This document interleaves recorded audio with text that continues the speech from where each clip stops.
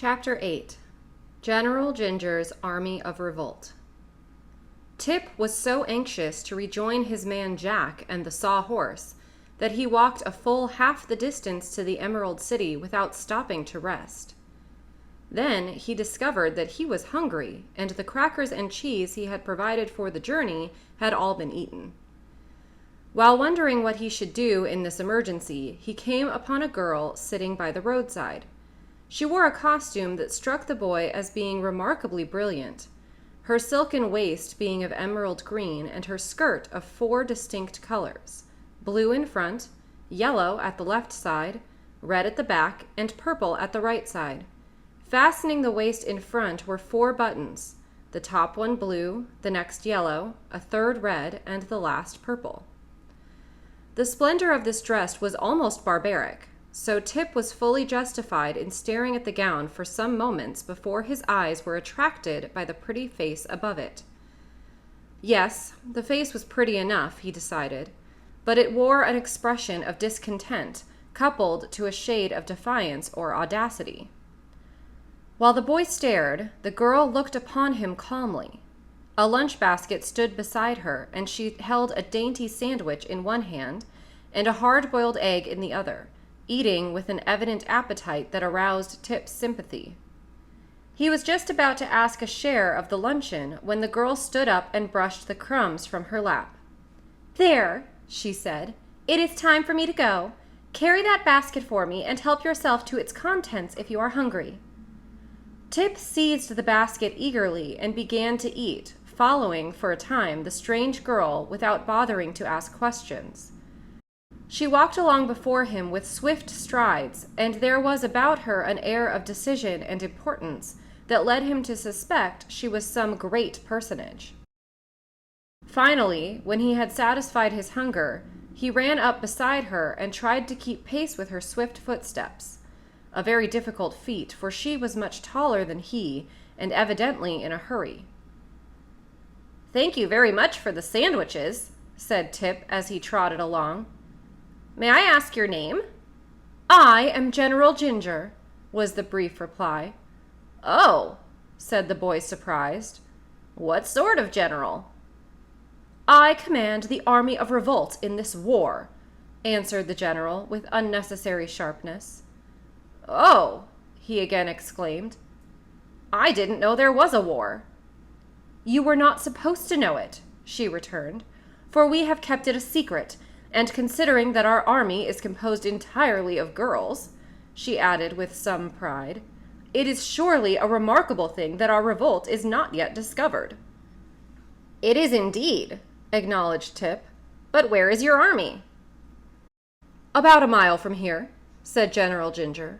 "The forces have assembled from all parts of the land of Oz at my express command, for this is the day we are to conquer His Majesty the Scarecrow and wrest from him the throne.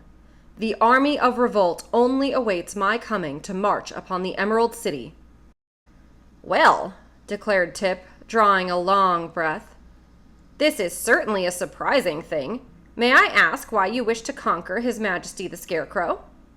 "Because the Emerald City has been ruled by men long enough, for one reason," said the girl.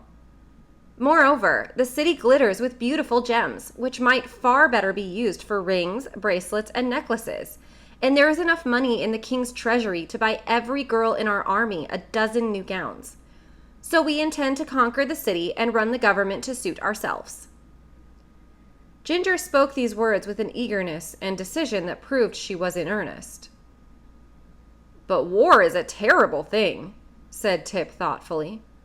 "This war will be pleasant," replied the girl cheerfully. "Many of you will be slain," continued the boy in an awed voice. "Oh no," said Jinjur.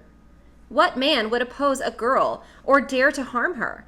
And there is not an ugly face in my entire army." Tip laughed. "Perhaps you are right," said he, "but the guardian of the gate is considered a faithful guardian, and the king's army will not let the city be conquered without a struggle." "The army is old and feeble," replied General Jinjur scornfully. "His strength has all been used to grow whiskers, and his wife has such a temper that she has already pulled more than half of them out by the roots. When the wonderful wizard reigned, the soldier with the green whiskers was a very good royal army, for people feared the wizard. But no one is afraid of the scarecrow, so his royal army don't count for much in time of war." After this conversation, they proceeded some distance in silence, and before long reached a large clearing in the forest, where fully 400 young women were assembled. These were laughing and talking together as gaily as if they had gathered for a picnic instead of a war of conquest. They were divided into 4 companies, and Tip noticed that all were dressed in costumes similar to that worn by General Jinjur. The only real difference was that while those girls from the Munchkin country had the blue strip in front of their skirts, those from the country of the Quadlings had the red strip in front, and those from the country of the Winkies had the yellow strip in front, and the Gillikin girls wore the purple strip in front. All had green waists representing the Emerald City they intended to conquer, and the top button on each waist indicated by its color which country the wearer came from. The uniforms were jaunty and becoming, and quite effective when massed together. Tip thought this strange army bore no weapons whatever, but in this he was wrong, for each girl had stuck through the knot of her back hair 2 long, glittering knitting needles. General Jinjur immediately mounted the stump of a tree and addressed her army. "Friends, fellow citizens, and girls," she said, "we are about to begin our great revolt against the men of Oz. We march to conquer the Emerald City, to dethrone the Scarecrow King, to acquire thousands of gorgeous gems, to rifle the royal treasury, and to obtain power over our former oppressors." "Hurrah!" said the girls who had listened. But Tip thought most of the army was too much engaged in chattering to pay attention to the words of the general.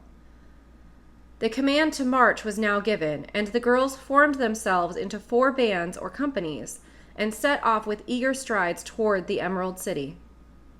The boy followed after them, carrying several baskets and wraps and packages which various members of the army of revolt had placed in his care.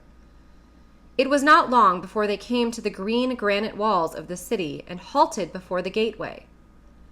The guardian of the gate at once came out and looked at them curiously, as if a circus had come to town. He carried a bunch of keys swung round his neck by a golden chain.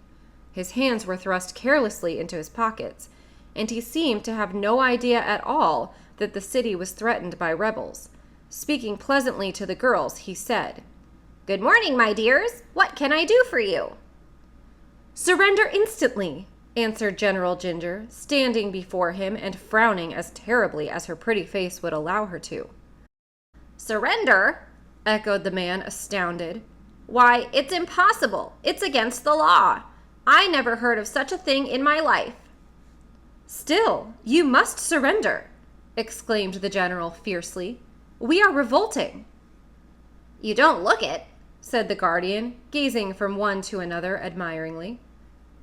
"But we are!" cried Jinjur, stamping her foot impatiently. "And we mean to conquer the Emerald City." "Good gracious," returned the surprised guardian of the gates. "What a nonsensical idea. Go home to your mothers, my good girls, and milk the cows and bake the bread. Don't you know it's a dangerous thing to conquer a city?" "We are not afraid," responded the general, and she looked so determined that it made the guardian uneasy. So he rang the bell for the soldier with the green whiskers, and the next minute was sorry he had done so, for immediately he was surrounded by a crowd of girls who drew the knitting needles from their hair and began jabbing them at the guardian with the sharp points dangerously near his fat cheeks and blinking eyes. The poor man howled loudly for mercy and made no resistance when Jinjur drew the bunch of keys from around his neck. Followed by her army, the general now rushed to the gateway, where she was confronted by the Royal Army of Oz, which was the other name for the soldier with the green whiskers. "Halt!" he cried, and pointed his long gun full in the face of the leader. Some of the girls screamed and ran back, but General Jinjur bravely stood her ground and said reproachfully, "Why, how now? Would you shoot a poor defenseless girl?" "No," replied the soldier, "for my gun isn't loaded." Not loaded? No, for fear of accidents, and I've forgotten where I hid the powder and shot to load it. But if you'll wait a short time, I'll try to hunt them up." Don't trouble yourself, said Jinjur cheerfully. Then she turned to her army and cried, Girls, the gun isn't loaded. "Hooray!" shrieked the rebels, delighted at this good news, and they proceeded to rush upon the soldier with the green whiskers in such a crowd that it was a wonder they didn't stick the knitting needles into one another.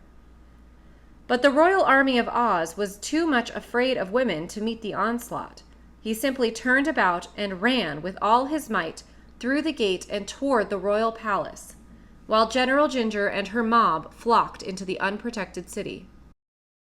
In this way was the Emerald City captured without a drop of blood being spilled. The army of Revolt had become an army of conquerors.